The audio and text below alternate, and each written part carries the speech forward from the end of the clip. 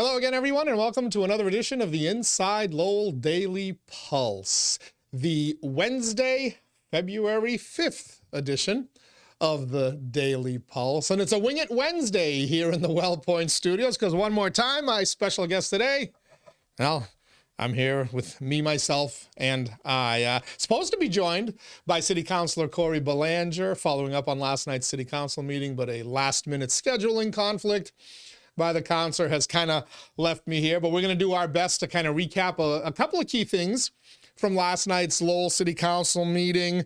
And also, I want to direct everybody, if you go to InsideLowell.com, Ryan Gilday, a.k.a. the Lowell Citizen, has his recap of last night's meeting, which he has rebranded as Government Was Happening, where he kind of looks at a few of the issues, not all of them, but he delved in on a couple of things from last night. So head on over when you get a chance, InsideLowell.com, Ryan Gilday's article, Government Was Happening, to give you a little flavor of what happened last night if you missed the meeting. I'm going to talk about a couple of things, and I'm going to go back to something I was talking about yesterday, because I'm a moron, and when I posted the Inside Lowell Daily Pulse yesterday, I realized I had forgotten to give you the specifics of why I was so riled up about the CPA, the Community Preservation Act tax, and the fact that there was a motion to look into the feasibility of increasing that tax. So we'll talk about that. We'll look a little bit at some of the Lowell High School Contingency Fund issues that came up last night and some new issues. And I'm going to advocate for a brand new department here in Lowell, Massachusetts, similar to what Elon Musk is doing in Washington, D.C. Lowell's version of D.O.G.E. Sit tight. We're going to tell you about that. First, I want to thank our sponsors here on the Inside Lowell Daily Pulse. Of course, Real Estate Ray Booten, licensed realtor in Massachusetts and New Hampshire, certified appraiser in both states as well. So if you're looking to buy or sell a property, whether it's a home, commercial property, business, Real Estate Ray Booten is the call you need to make. RealEstateRayBooten.com is the web address to learn more. That's RealEstateRayBooten.com. Thank you as well to our friends at WellPoint. We're coming here from the WellPoint Studios, as you can clearly see through all the signage in here. WellPoint is the only healthcare plan offering healthcare benefits exclusively to Massachusetts GIC members. At WellPoint, your whole health is their whole point. Thanks to them, thanks to Ray. We're going to thank the rest of our Inside Lowell sponsors as well. But first, we want to get right down to it, and I want to start with a video that is starting to go viral, as it should. And we posted it this morning here on InsideLowell.com, and now it's out there on our Facebook page, Twitter, Instagram. It's on our YouTube channel. It was arguably, I don't even want to say arguably, I think I can safely declare it the greatest sequence of sports that has ever occurred. And I'm like, I was racking my brain trying to think, and I'm talking at any level, right? Professionals, Olympics, high school, college, youth sports, international events, local events. I have never seen anything. I was trying to rack my brain. I have never seen anything quite so spectacular. And, I was thinking, okay, well, I'm going back to, you remember that Chiefs-Bills playoff game a few years back where they just kept going back and forth over the last 5 minutes of the game, and ultimately we thought the Buffalo Bills had won, and they scored a touchdown with 13 seconds remaining, and somehow Patrick Mahomes moved the Chiefs into field goal range in 13 seconds, sent the game to overtime, and the Chiefs won. I was thinking of that Celtics-Pistons playoff game, remember, where Bird stole the ball and was able to, do a quick pass before he fell out of bounds to DJ, who was able to lay it in backwards over his head. I mean, great sequence, right? You can think of any one great play and, maybe you can string a couple together for a great sequence.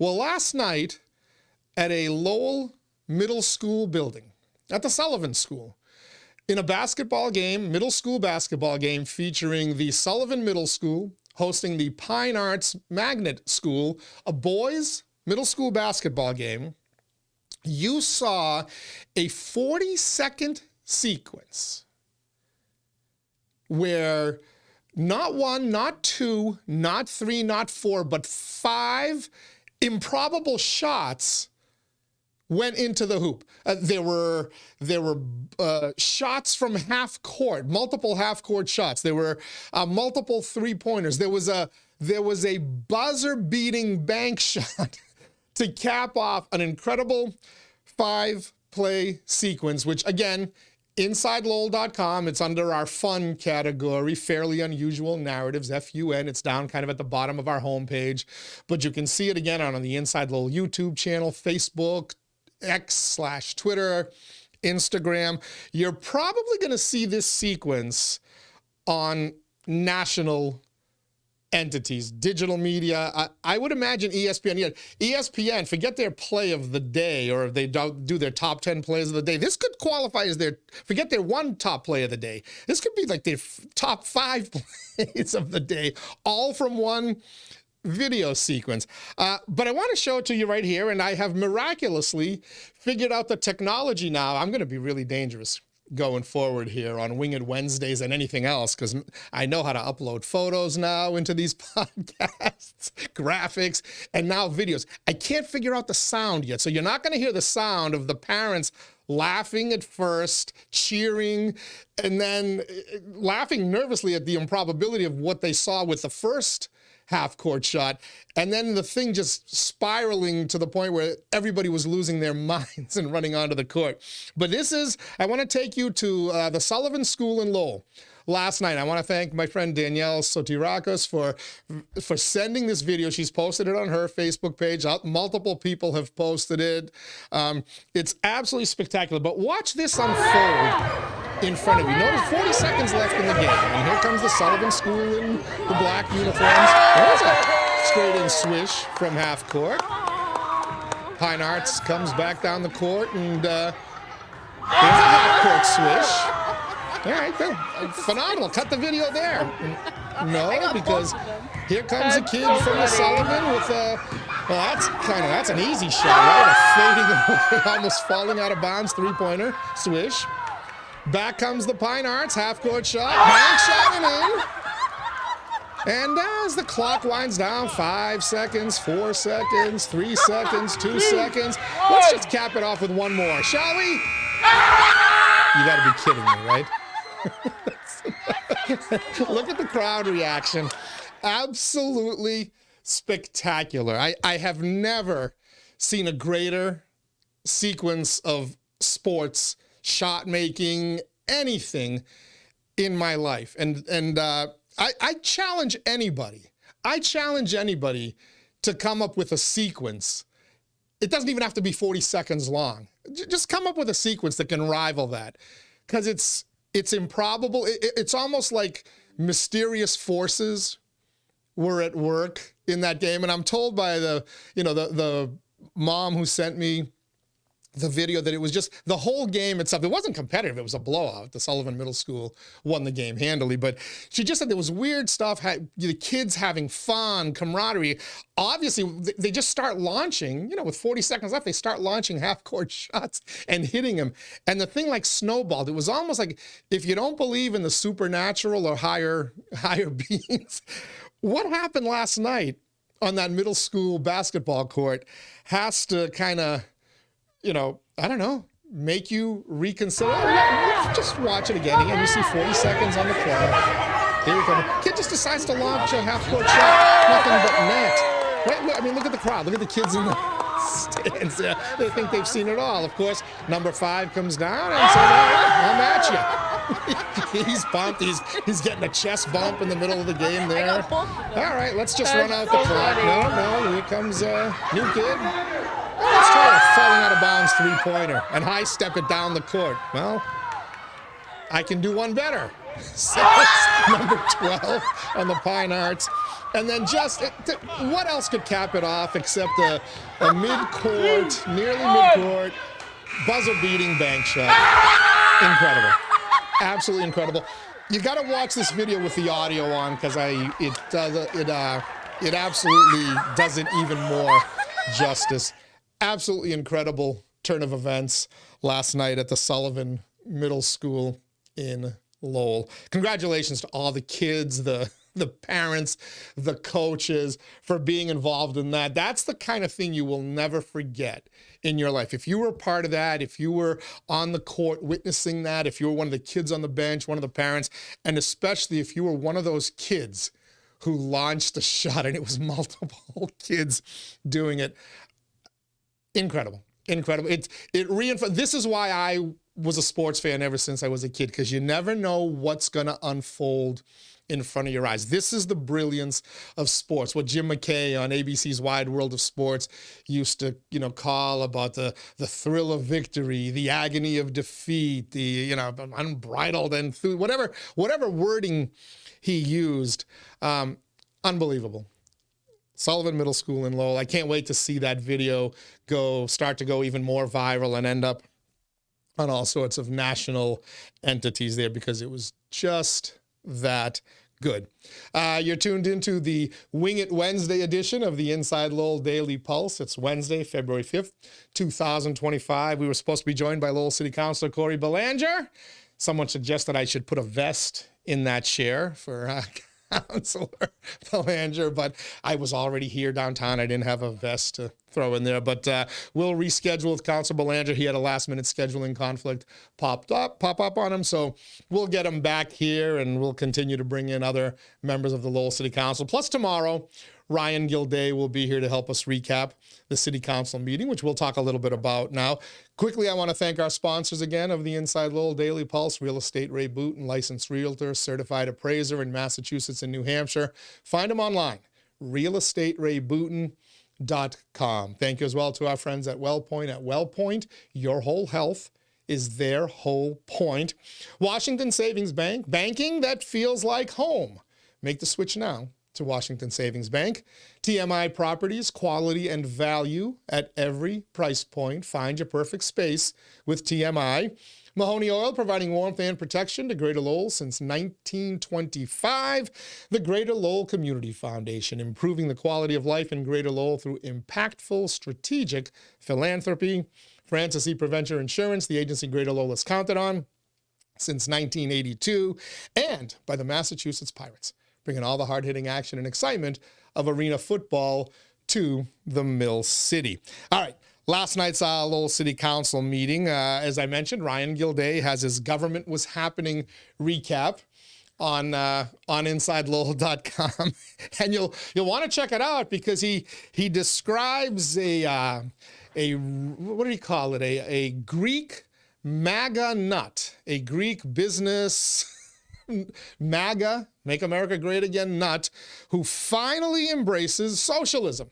He's talking about yours truly, of course, and how my name was actually on a document on the agenda last night for the BID discussion, the Business Improvement District discussion, which turned out to be a dud. They just forwarded over to a committee, and that'll come back in front of us soon. But Ryan's picking on me for, I'm not embracing socialism, but if we're going to get the bejesus taxed out of us anyway, which we are, we might as well do it in a way where we, the residents, or we, the stakeholders in this downtown business district, can actually control where that money is spent. I talked about this a lot yesterday on the we called it the Trigger 'em Tuesday edition of the Daily Pulse. If you want to go back and rewatch that, if you haven't seen it already, or rewatch, either way, rewatch it and just to kind of refresh yourselves. But I'll have a little fun with Mr. Gildea when he sits in that chair tomorrow. Hopefully he shows up for me. But I really wanted to go back to the CPA, Community Preservation Act, and the tax where City Councilor Vesna Noon made a motion to explore how you'd go about raising that tax, or whether you should raise that tax rate for the city of Lowell. And if you were watching yesterday, and let me take this video off for a second here. So I put this little graphic up here, and I told you I'd get back to it. And then, of course, being the airhead that I am, losing my focus, I forget to get back to it. But you notice, Community Preservation Act, I highlighted it in yellow. The tax collected for that, which Lowell voted itself a voluntary tax increase, fools. But, you know, I can see that you got a little suckered, right? That's what politicians do. That's what politics is about, convincing you to part with your money so that other people can spend it on Lord knows what. But they told you that CPA revenues could be spent, 10% has to be spent every year on the following 3 categories. Number 1, open space / outdoor recreation. And I told you that was put first for a reason, because that's the bait and switch, right? Who doesn't want to save the planet? Who doesn't want more open space? Conserve it, create it in your community, right? That's what it's all about. So yes, that's what the CPA tax is about. They call it community preservation. Outdoor space, outdoor recreation. Number 2, historic preservation. Again, community preservation. Who's not for historic preservation, especially here in the city of Lowell, where we're all about historic preservation, the first industrial national park in the entire United States of America. We make our bread with that. We were so excited when then President Jimmy Carter signed the paperwork to make it happen, and Senator Paul Song is, you know, spearheading that effort, right? Open space / outdoor recreation and historic preservation. And then the 3rd category that requires a 10% minimum expenditure, community housing. There's the switch. That's the switch, folks. Community housing. Because while community preservation sounds good, building new housing, as important as it is, as much of a goal as it is for the city of Lowell, that's not why you voted yourself a tax increase, is it?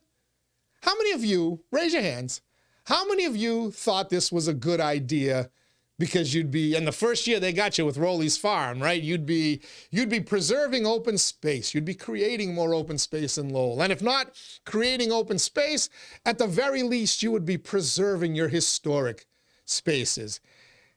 You didn't, the community housing thing? Oh, sure, we knew it. They didn't hide that from us. I remember complaining about it on the radio when I was doing morning radio. Like, what's community housing have to do with community preservation? But they put it in there. But notice it's the 3rd thing in there, right? Because, you know, the most important thing usually, well, that's how we're trained. We read left to right. We read top line, bottom line. Notice how nice it looks out there? Of course, open space and outdoor recreation. Of course, historic preservation.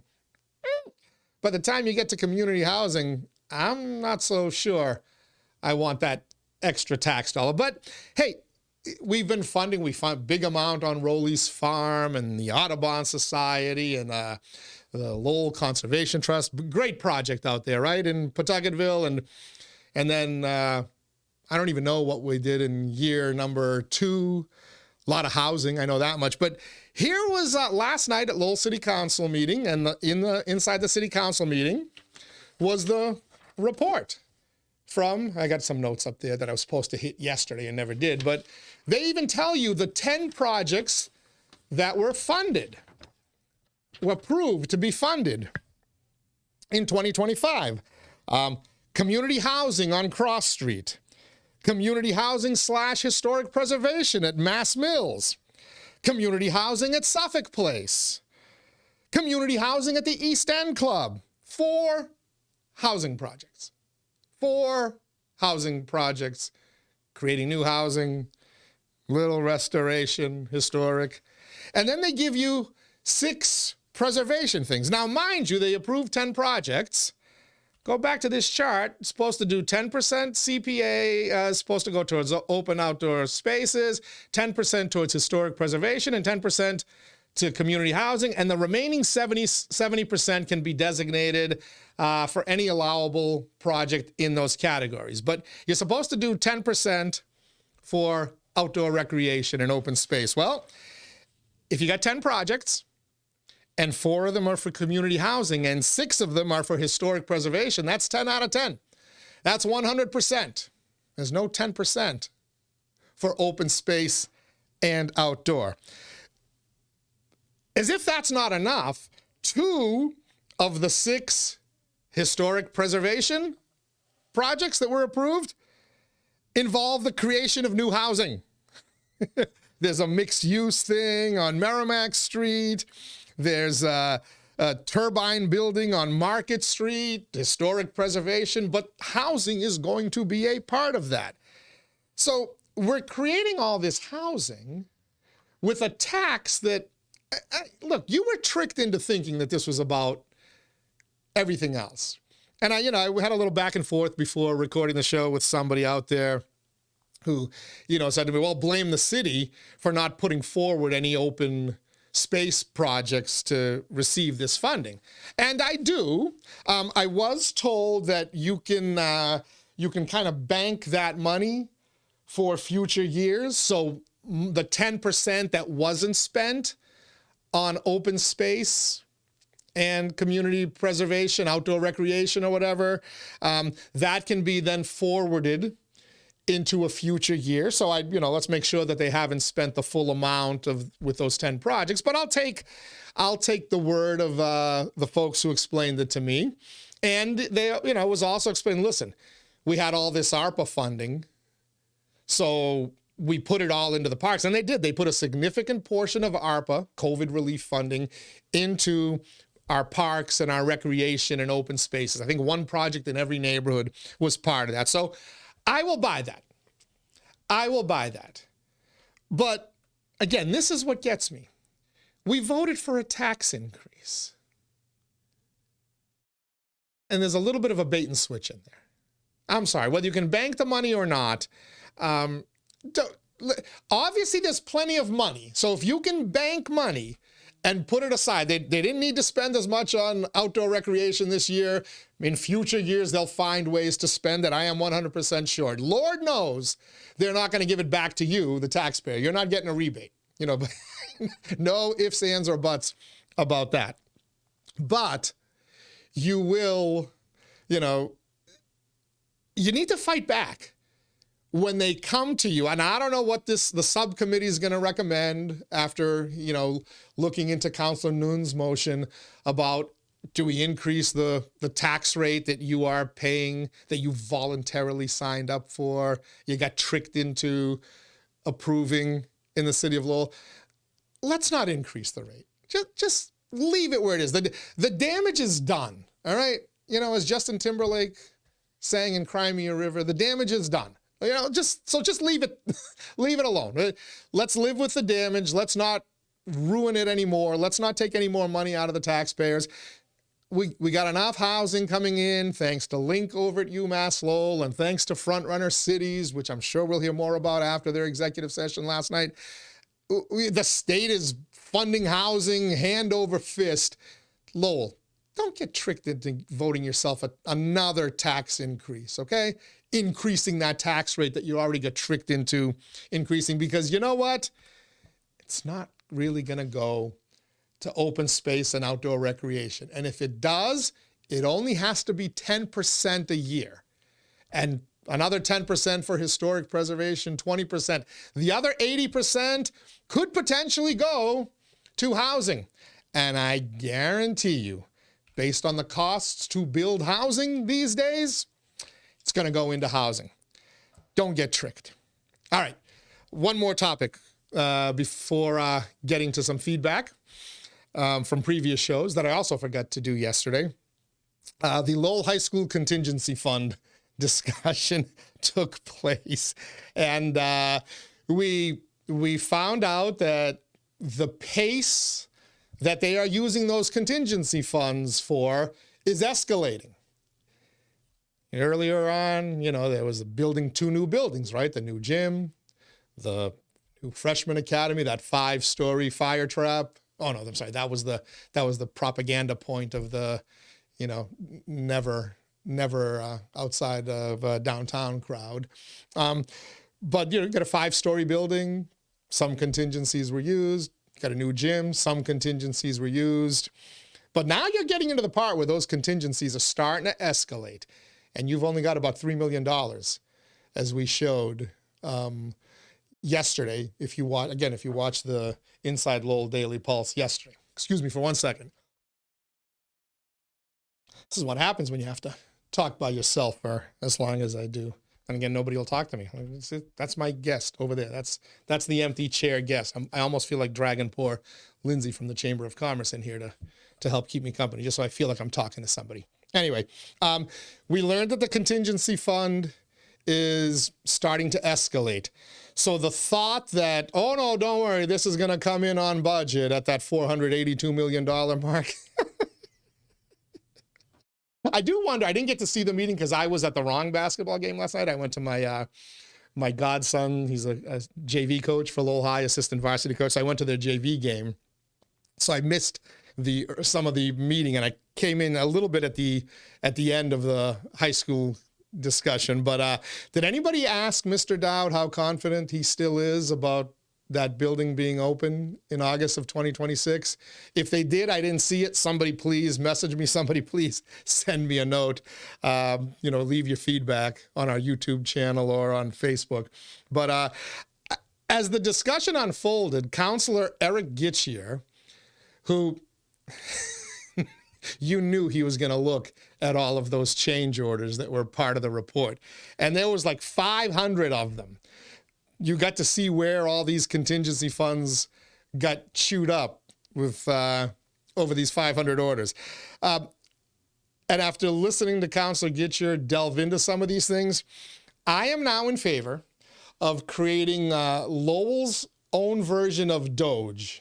You know, President Trump, Elon Musk, the Department of Government Efficiency that is making the Democrats lose their minds in Washington, D.C., and has the deep state and the swamp scrambling to cover their tracks for how they spent your money. Imagine that. We all supported an audit. Well, Democrats, why are you so against an audit of where the government money is being spent, where the taxpayer money is being spent? Here in Massachusetts, we voted 72% to let State Auditor Diana DiZoglio audit the legislature, and she audits the state spending all the time. Why are we so upset about Elon Musk and his people auditing where hundreds of millions of dollars of foreign aid went, especially when a lot of that foreign aid is missing? Don't take my word for it. Vladimir Zelensky out there in the Ukraine told you about $100 million he was promised that he didn't get. Where'd that money go? Anyway, I digress. We want to form Lowell's version of D.O.G.E., but not Elon Musk's Department of Government Efficiency. Lowell's version of D.O.G.E. will be the Department of Gitschier Efficiency, headed by City Councilor Eric Gitschier, because he apparently somehow he finds the time to get into the weeds of all these reports, especially the high school reports. And he found some troubling items there that weren't exactly explained away last night. And maybe there's a good explanation for him, right? Maybe the fact that, Skanska and other people are doing bleacher inspections for $9,000 rather than what Councilor Gitschier said is the $3,000 annual inspection that's supposed to happen. Maybe there's a good explanation for that. Maybe there's a good explanation why a urinal screen cost $800. How much does a urinal screen cost? Is it the kind that has the fragrant little tablet that when the boys pee on it, it makes it smell nice? Is that $800? Is that the going rate for it? I can get them a lot cheaper. We get them a lot cheaper at the Athenian. But $800, Councilor Gitschier found. Again, maybe there's an explanation for this. Maybe the $800 was for a lifetime supply or, a full case of these urinal screens. We'll wait and see what transpires. But it certainly seems like money is being eaten away from this project that should potentially, as Councilor Gitschier claims, be part of the city and the school department's regular maintenance of these buildings. Certainly a urinal screen can be installed by anybody, right? I mean, is this a steel urinal screen that has to be bolted? What kind of a urinal screen costs $800? But again, maybe it's a full case, and we'll get reasonable explanations for this. But the fact is, nobody's been looking into this, and this ultimately falls upon school maintenance facilities supervisors, the city's maintenance facilities supervisor, and ultimately the buck does go all the way up to the top to the city manager, Tom Golden, because ultimately it stops with him. He's the city manager now. Stuff happened before. Ultimately the buck goes to Eileen Donoghue. But somebody needs to start looking at these things a little bit tighter, because we have used all but, it appears, $3 million of that $20+ million contingency fund. So you've got about 15% remaining of it, and it's rapidly escalating. That's what Mr. Dowd told you last night. The rate of eating away at that contingency fund is rapidly escalating, and they have not even begun the difficult work. By the way, why were there change orders for remediation of materials that we were told weren't there? Remember the whole asbestos discussion? What's behind the walls? What's in the Lord building? What's in the Riddick Fieldhouse? What's still in the Kirk Street and the Coburn building? When those of us who thought, you know what, we got a once-in-a-lifetime opportunity to build a new freaking school, that was one of our main points. Once you start this rehab reno project, you're going to run into these kind of issues. And we were assured, no, by the Keep the High School Downtown crew. They told us no, right? And I know why they told us, right? It was NIMBY. They didn't want it in Belvedere. And they marshaled enough political forces, used the full weight of a United States Congresswoman's office and staff at the time, Nikki Tsongas, to win a ballot initiative, get their city councilors elected, and completely overturn the original vote on locating a new school and putting it somewhere else. They overturned that, and they kept it downtown. Now, again, look, what happened, happened. But the point was to make the best possible project going forward for these kids. And then we turned around and we put some of the same people to oversee this project and in charge of this project and the political process that led to it. The ones that got it completely wrong, they told you there was no asbestos there and other harmful chemicals. And yet now we're seeing change orders, $100,000 change orders, which change order is a fancy way for saying your tax dollars being spent to fix something that we were told didn't exist. Now, I know why the political types told you it didn't exist, because they had a political campaign to win. They had to keep that school downtown.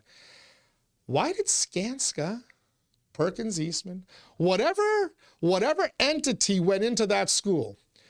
Because as Councilor Gitschier has said on multiple occasions, we were told by the people who inspected the building, right? The architects, the engineers, the contractors, and what? No, we've looked. These areas are clear of asbestos. They're clear of any of these harmful materials that now we're paying hundreds of thousands of dollars to remediate. And again, you got to do it. You have to do it. You already started the project. The decision was made. The die was cast, right? So you got to start this. But there was a level of fraud with that. Political fraud. There was a level of political fraud with that.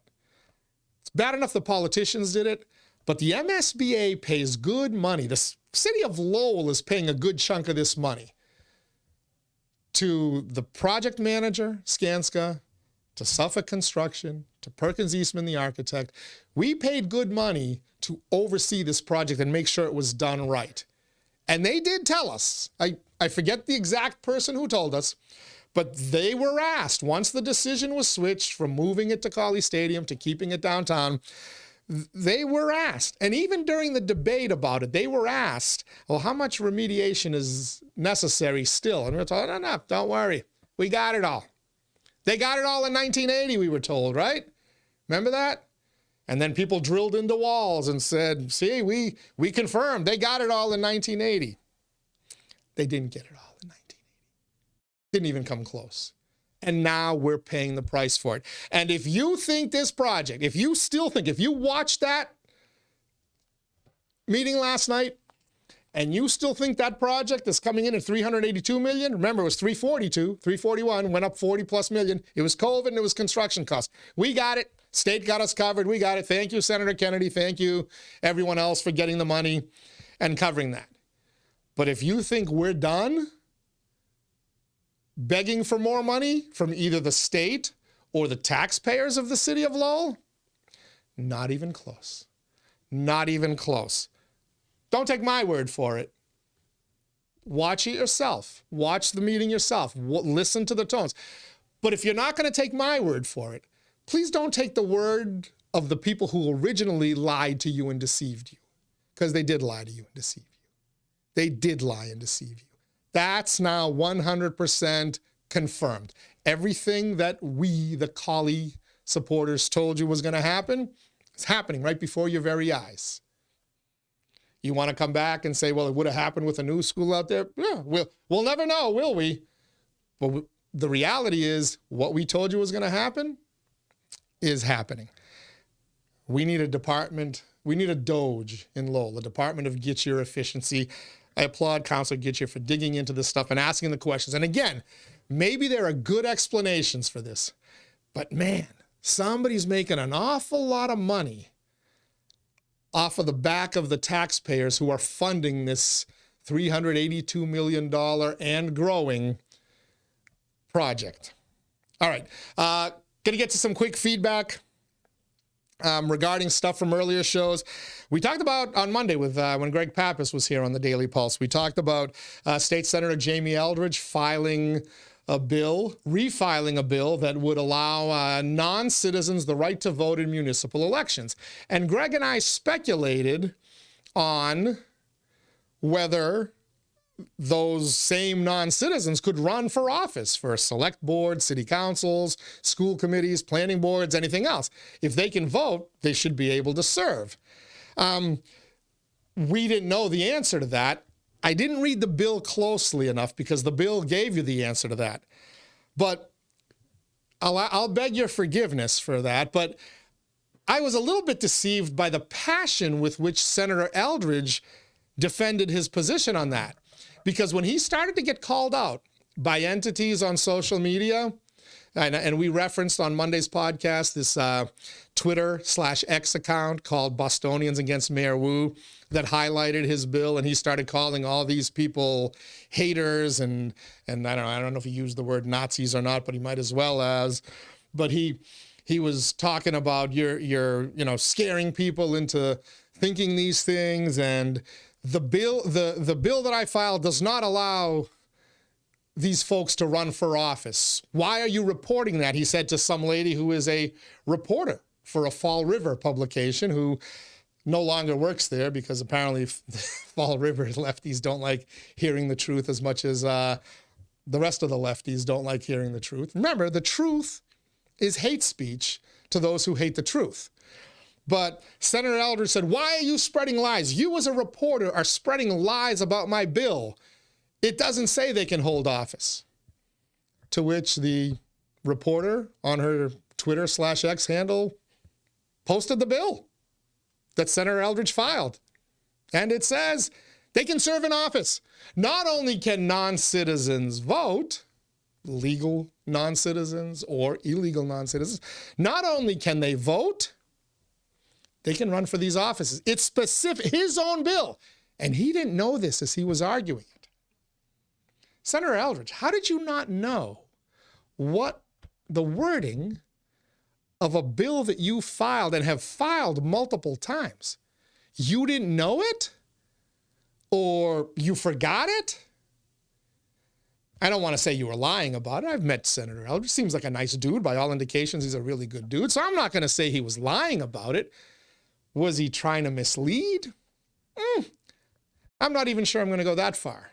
But Senator Eldridge was passionately fighting on social media against people criticizing his bill. And he had the wrong information about what his bill was about. We trust these people to pass legislation, to write legislation? Really? And they don't even know what's in it? Ronald in Lowell had chimed in on Facebook. You can always chime in. Anything that you see on any of our Inside Lowell Daily Pulses, chime in on Facebook, Twitter, Instagram if you want. Of course, you can always chime in on YouTube. You can send us an email at info@InsideLowell.com or send it to me directly, Teddy Panos at InsideLowell.com, and we'll try to read it except when the idiot host forgets to read it. But Ronald in Lowell says, you have to be a legal citizen to vote in this nation. If we let foreigners come into it and dictate our voting system, we lose this nation. Now, California has allowed it. I don't know if they've actually had any elections where non-citizens are voting, but they have allowed it in municipal elections.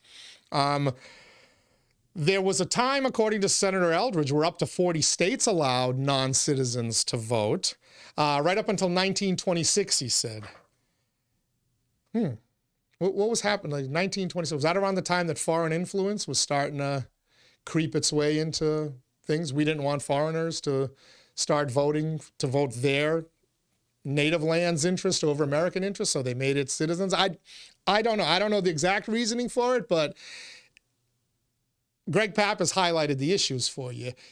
Just from a logistics standpoint, the technicalities of keeping separate voter rolls from municipal elections versus state and federal elections, because even as crazy as this idea sounds, even Senator Eldridge doesn't want them voting for governor, lieutenant governor, state senator, United States senator, state house, Congress, president. He knows that's never going to happen because it's against the law to have these folks doing that. So if it's against the law to have them doing that, why not in municipal elections? Why do we need a law for them to vote in municipal elections? Why not just say, if you really want to vote here in America, here in Massachusetts, here in Lowell or anywhere else, become an American citizen. There's a pathway there for you. And then you can vote. Barry in Lowell says, if we go with Senator Eldridge's logic that if you are a non-citizen and pay taxes, you should be able to vote, then when I worked in Massachusetts but lived in New Hampshire, I should be able to vote in Massachusetts elections. Otherwise, it's taxation without representation. Again, I'm not supporting you, Barry. Now, if you live in New Hampshire and work in Massachusetts, you should not be able to vote. You're not a Massachusetts citizen or resident. If you're a business owner in Massachusetts or in a city or town like Lowell, you can't vote if you don't live in that town, even though you pay taxes, right? That's Senator Eldridge's logic. They pay taxes. Why? Property taxes. Why can't they vote in municipal elections? Well, they pay payroll taxes. They pay sales taxes. They pay all sorts of taxes. So why shouldn't they vote everywhere? Because the Constitution of the United States does not allow it. Final comment. And by the way, I finally got the proper pronunciation of the name. Thank you to 𝐸𝐞𝐿, who told me how to properly pronounce his name. I hope I got it right. 𝐸𝐿 is how it's pronounced. He's one of our regular commenters here, one of our regular viewers of the Inside Lowell Daily Pulse. He was watching yesterday's show where we talked about the Lowell High School construction. He said, perhaps a good question to ask your guest tomorrow, which would have been today. Unfortunately, I'm the host and the guest. Perhaps a good question to ask is, did they understand the Lowell High School construction project change orders before the meeting at all? Or were they confused what building it was for or why the change order happened? I was confused on both these two things. Yeah, were the counselors aware of what these change orders were for? Were they confused by some of the report that Counselor Gitschier dove into and uncovered? Those questions remain to be answered. By the way, we've lined up Counselor Gitschier to join us on a future Inside Lowell Daily Pulse. Tomorrow, Ryan Gilday is going to join us as well, a.k.a. the Lowell Citizen, and his new City Council summary called Government Was Happening. You took a shot at me. You called me a MAGA nut. I'm MAGA, but I'm not. Well, actually, I am a nut, but those two, you got to separate. Those two are not related. Just because I'm MAGA doesn't mean I'm a nut. And just because I'm a nut doesn't mean I'm MAGA. I happen to be both, but they're mutually exclusive events. But I'm right. I'm right. They deceived you on that CPA, Ryan, and I want to ask you if you voted for it. Did you vote for it, and what did you think you were voting for? We'll have a discussion about that, plus the high school, plus all the other things that happened at the City Council meeting and are going on at the City of Lowell with Ryan Gilday tomorrow. On Friday, the Pod Squad is back in the WellPoint studios. Mike Bacigalupo, Michaela Hondras McCarthy, a.k.a. Batch and the Hyphen.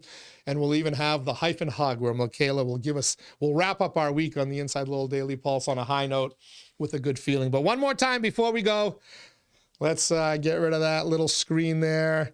And let's just show you. Yeah, of course, that's not going to pop up now, is it? The video. Darn it. Let's try it one more time. Nope, it didn't pop up. I wanted to show you the video of that middle school basketball game, a little truly remarkable video. Dominated the first section of this podcast. It's all over InsideLowell.com, our Facebook page, Twitter/X, Instagram, and on our YouTube channel. Go check it out. And I challenge you to name a better sequence of sports than what happened on that middle school court in Lowell, Massachusetts last night. All right. Thank you for joining us here in the WellPoint Studios. I'm Teddy Panos.